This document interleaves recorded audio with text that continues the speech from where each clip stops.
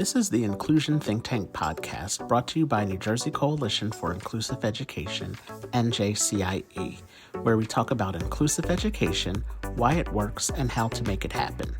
On today's episode, we welcome our guest, Nicole Eredics. Nicole is an educator and an author who advocates for inclusion of students with disabilities in the general education classroom. During our conversation today, we discuss why it is important that the school culture reflect an inclusive culture.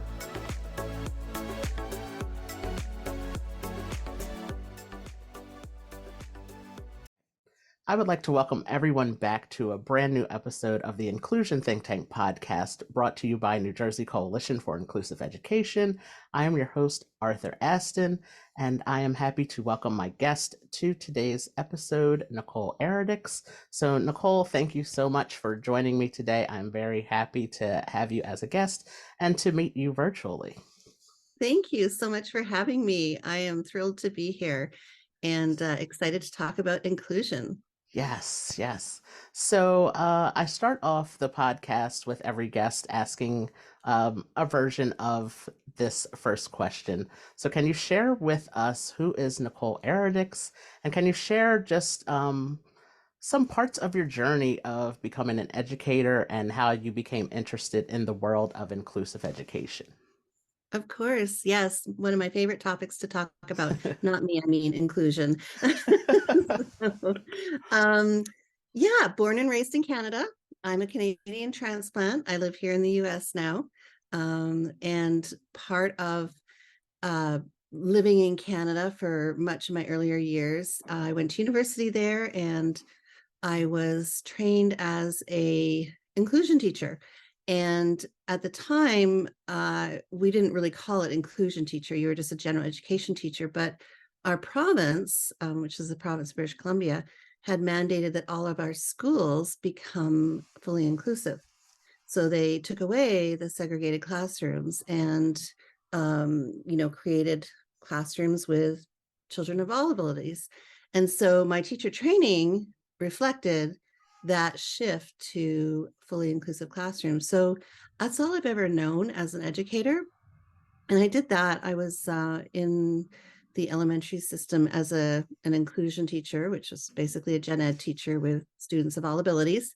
Did that for, about 15 years, and found myself in Southern California one day and noticed that things were a little different. And so, I decided to put my time and energy into just raising awareness for ways in which education can be done differently and, serve the needs of our students, especially those with disabilities. So, and aside from that, in addition to that, I've got a master's in special education and wrote a book a couple of years ago.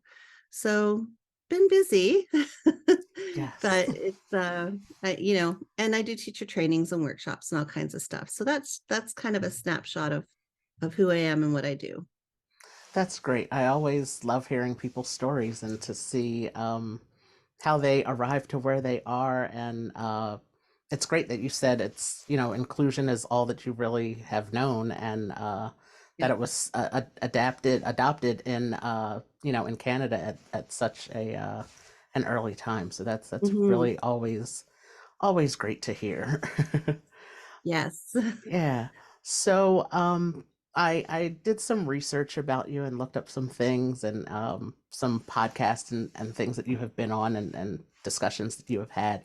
And I came across one of your posts that you wrote on your blog that was Mhm. called How to Include Students with Disabilities by Modifying Curriculum in 3 Easy Steps. I was drawn to the third step, which was use instructional strategies such as deletions, substitutions, and additions to make necessary changes to the lesson.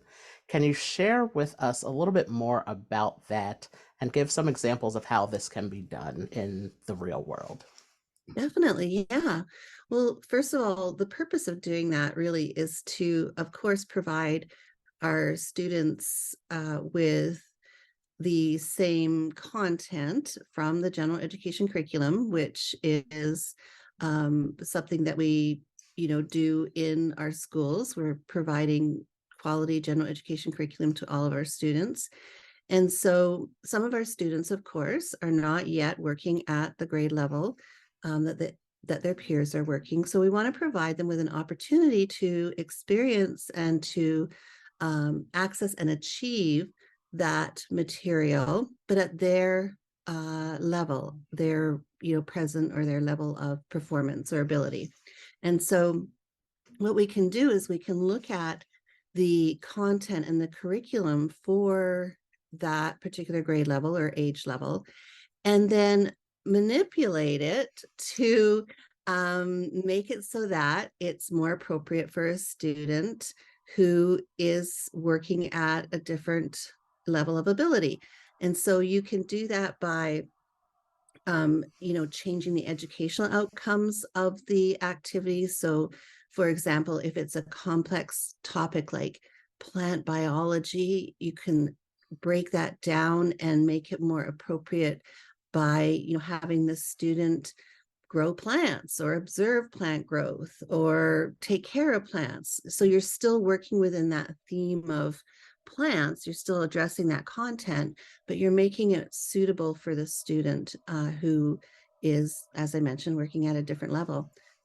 You can simplify the content, you can change those educational outcomes. So if there's a math question and the idea is to solve this complex algorithm, then you can take that and change the type of algorithm that it is, perhaps maybe using the same numbers or maybe using an operation there, or breaking it down into steps and outlining the steps for the student to solve the algorithm.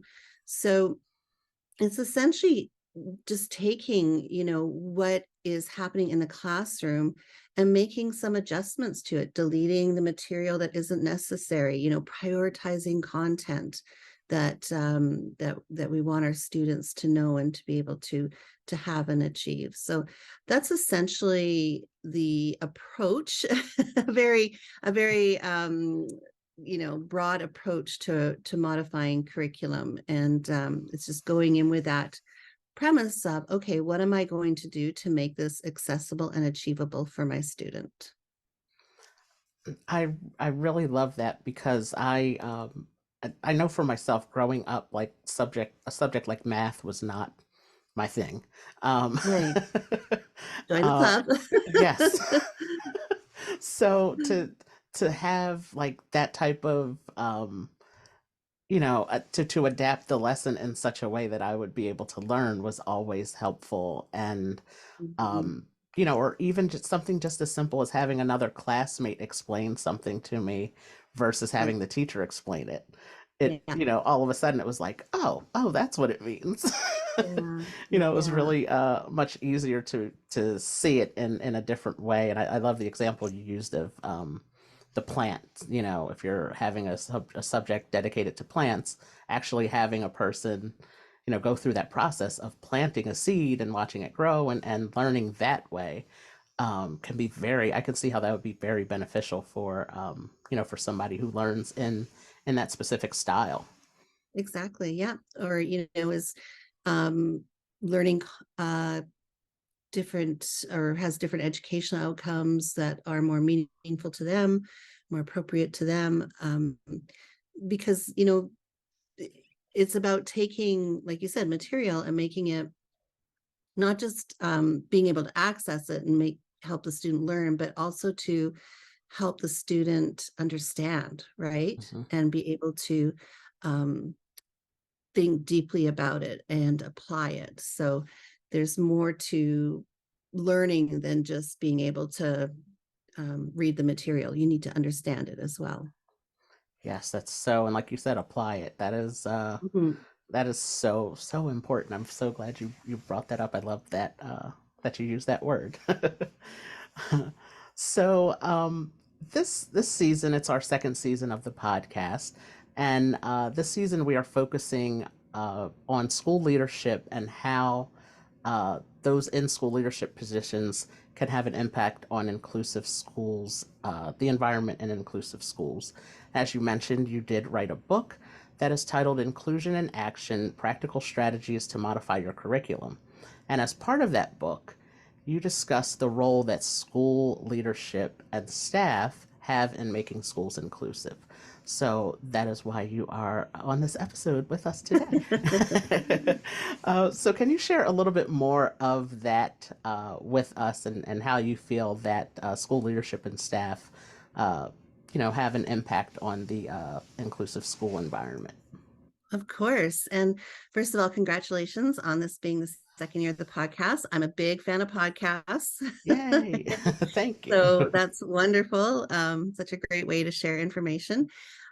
So school leadership is so essential because really, they set the tone. They're the ones that are the model or the face of the school community. And so in in my experience with school leadership in inclusive schools, there's a lot of conversation and a lot of behavior that reflects inclusion. And I mean, I can remember, so many times our principal during staff meetings, announcements, just reiterating the fact that these are all of our students. We're here to educate all of them, to provide them with, meaningful curriculum. How are we going to do that? We're going to ensure that they're involved in all school activities. If a student can't, for example, attend a field trip due to mobility issues, how can we facilitate that, right? Like, how can we make that happen? Or what can we do to include the students so that every student can participate in that activity? um, Events, all of our dances, graduations, ceremonies, parent teacher things going on in the school, student leadership opportunities. It included all of our students, not just a certain population. A lot of those activities, like extracurricular clubs, sports, happen at lunchtime, not after school, because we have a lot of students who use buses, and that would eliminate their opportunity to participate if it was held after school. So we had those activities at lunchtime. So scheduling, that was a big thing. What do our schedules look like in our school? And then, of course, the resources to support that. How did we allocate staff and personnel? Because inclusion isn't something that happens in isolation. It just doesn't happen in one classroom. And it's not the sole responsibility of the general education teacher. It takes a partnership with specialists, whether they're education specialists or, physical therapy or speech language professionals. A teacher needs to have that collaboration in order to help students succeed. So, the leadership is so essential because really, as I mentioned, they're providing that message. They're providing opportunities for us to follow through on what we say we are and what our purpose Mhm. is as leaders and as education staff. And then the resources. So it's definitely, it's not a, you know, it's not a one-time thing. It's not a one-time, like, we're an inclusive school and that's it. No, it's a day in, day out, consistent way of being and behaving. And Yes. yeah, it's so essential. And um, you know, the impact that it has on the school community is phenomenal. Yes, and I like that you said consistent. That's the key. It's not a one-time thing. It's something that is consistent, and it goes on and it continues. And starting at the top with the leadership is Yeah, so important. And I love that you mentioned the like the dances and after school activities and things like that, because it's that's still part of the school environment and the school culture. yeah. And but it's not, it might be outside of the regular school day hours of the Mhm. 7 a.m. to 3, or whatever the hours are at a Right. particular school. And it's but it's still part of that school environment, the school culture. So those are areas that need attention as well, to be mindful of the inclusion aspects of those activities. So I'm glad that you brought that up. Yeah, no, and one other quick thing I want to mention too, and I'll speak to more about in a minute, but also providing your staff with training, making sure that they have the skills necessary and the knowledge necessary in order to facilitate and be inclusive. Because that's training is a big issue and a big barrier to inclusive schools, the lack of training. And Yes. yeah, that's definitely a priority in an inclusive school is to have good Yes. teacher training. Yeah. And as you mentioned, you do some trainings and seminars and workshops and things. So in your work, what is the most common challenge that you find teachers have with including students with disabilities? Lack of knowledge. Hmm. you know, um, I think a lot of times there's just some misunderstandings and there are some concerns and fear, but a lot of that boils down to just not knowing how that or what inclusion looks like in real life. What does that mean? What is the impact on my schedule or my daily routine, or when in fact inclusion for the most part is good teaching. It's just good teaching. And um, so teachers out there are already doing a fantastic job, and they're already providing many opportunities for all students to participate. But there is that extra step that's required. There is, just becoming more knowledgeable about learning differences and learning needs. So I really think that that's definitely one of the biggest issues that, or the biggest barriers that I see, is just having that, that not, I don't want to say mindset, but just having that perception or misconception that inclusion is hard. And, Hmm. you know, we need to break that down and provide our teachers with the resources and the knowledge and the skills in order to, you know, not have it be perceived as being hard. Yes.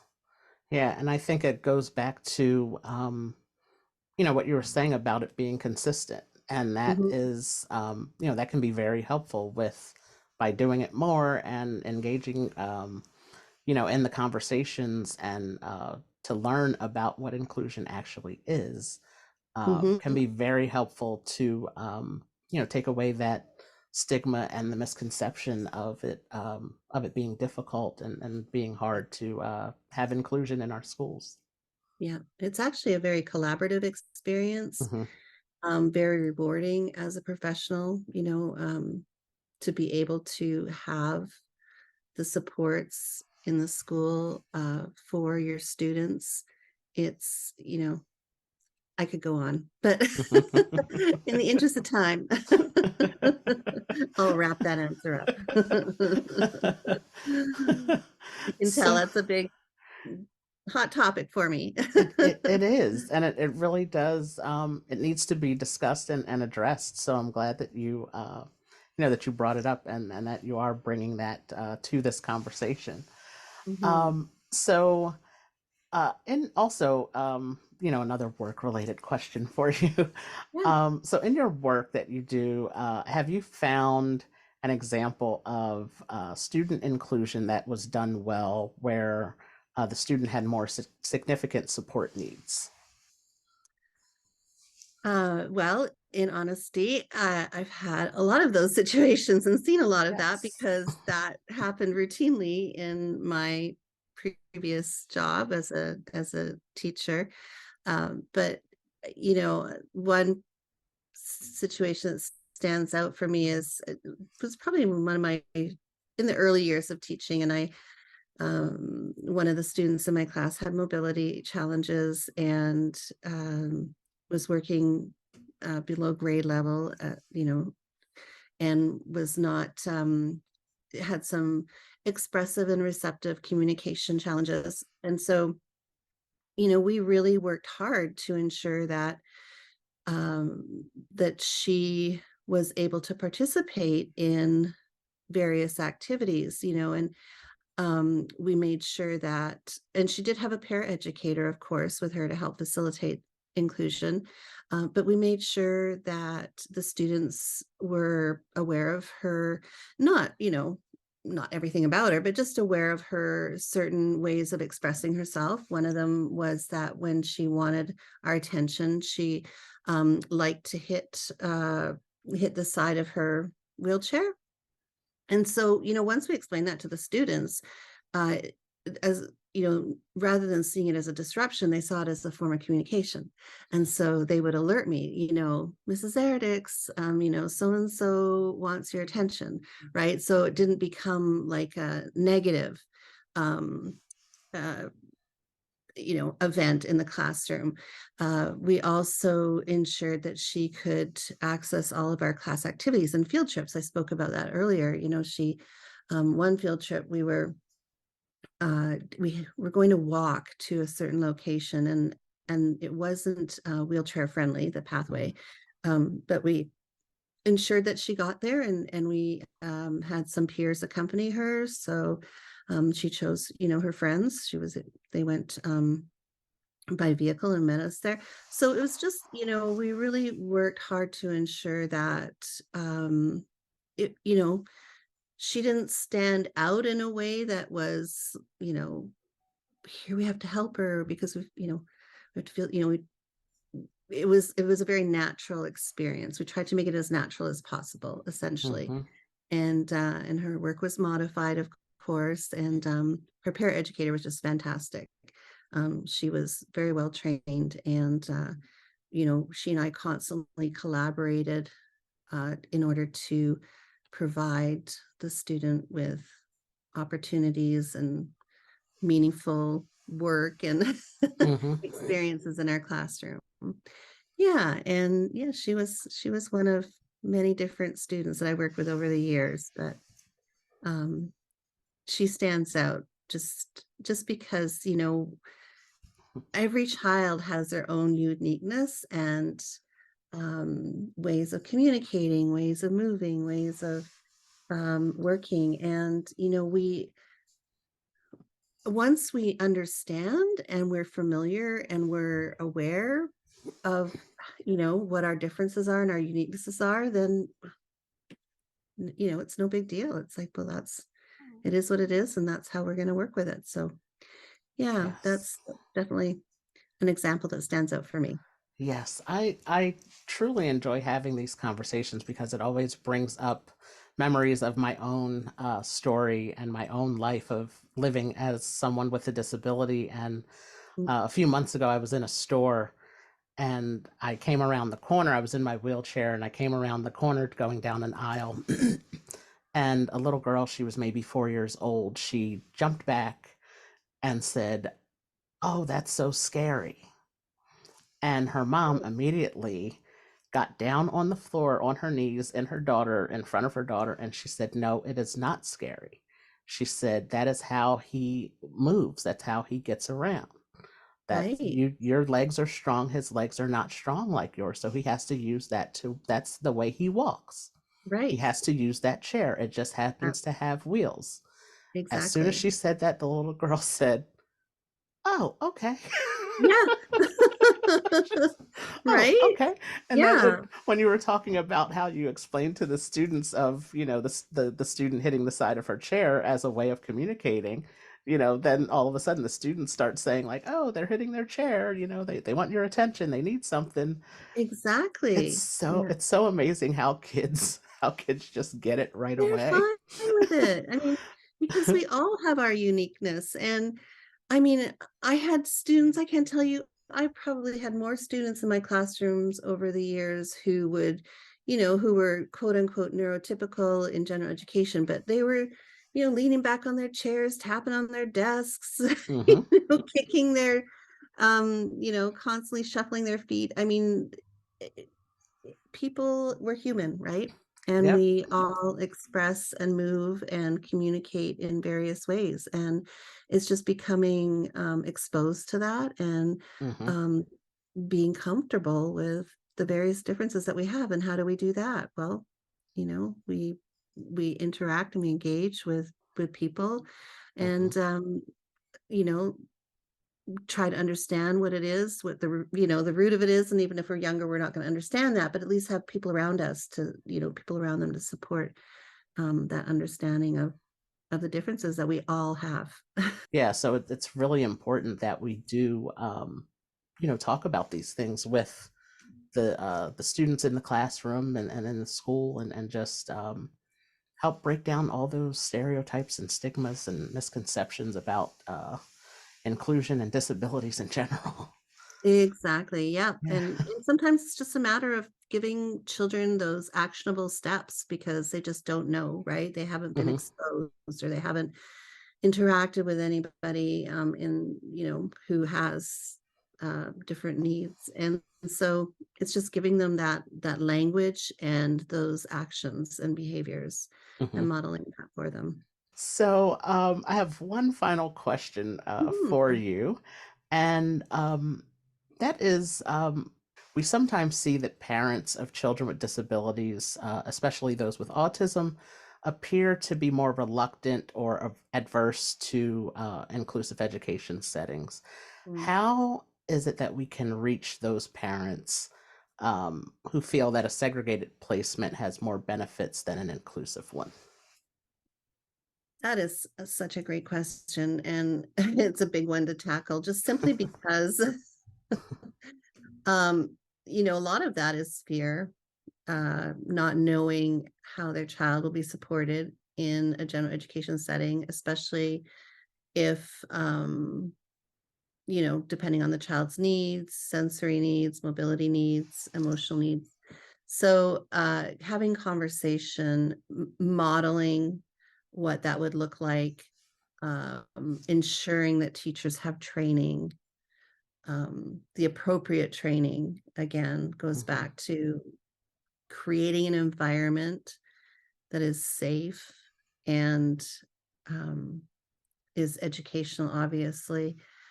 And I mean, outside of that, it's just really having discussion and showing examples and providing resources, providing staffing.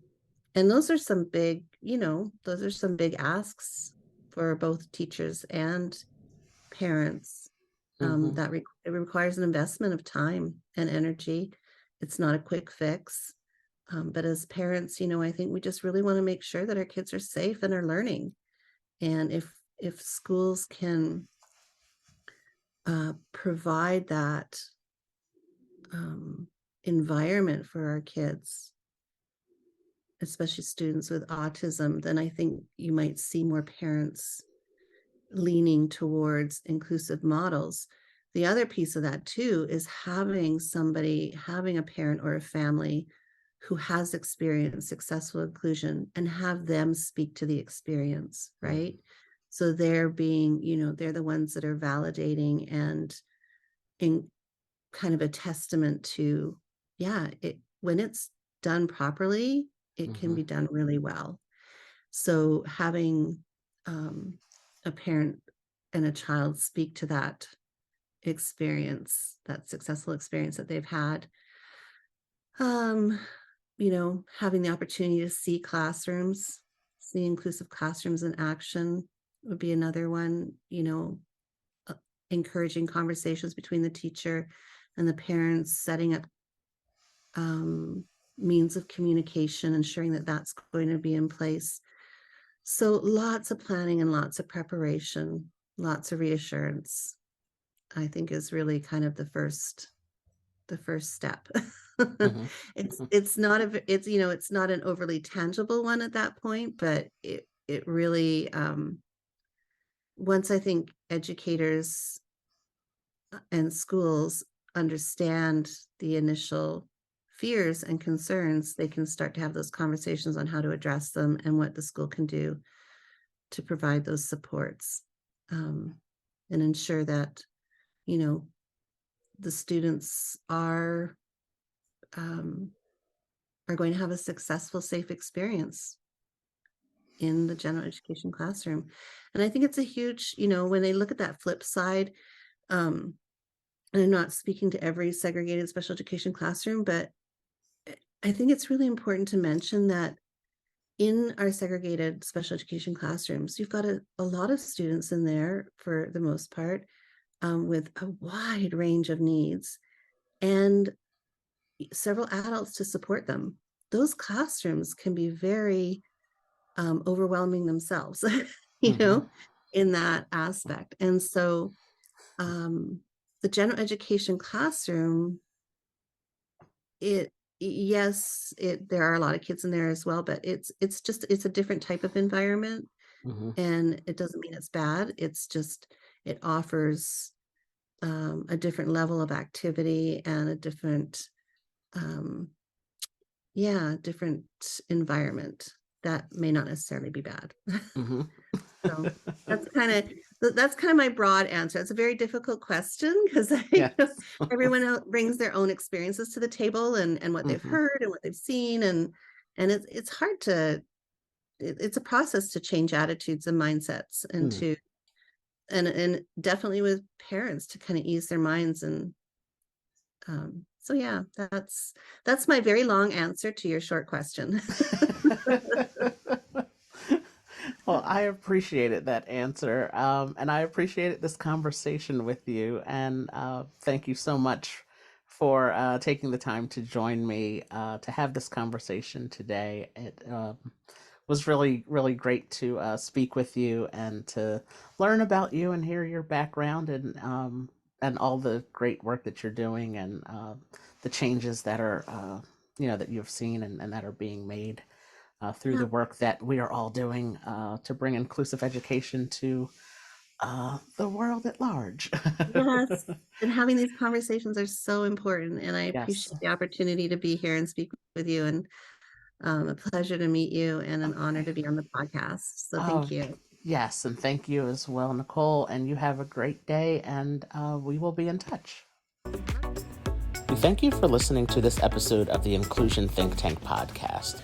This podcast is brought to you by New Jersey Coalition for Inclusive Education, NJCIE. Be sure to subscribe on YouTube, Spotify, or Apple Podcasts, and don't forget to follow us on social media at NJCIE. Until next time.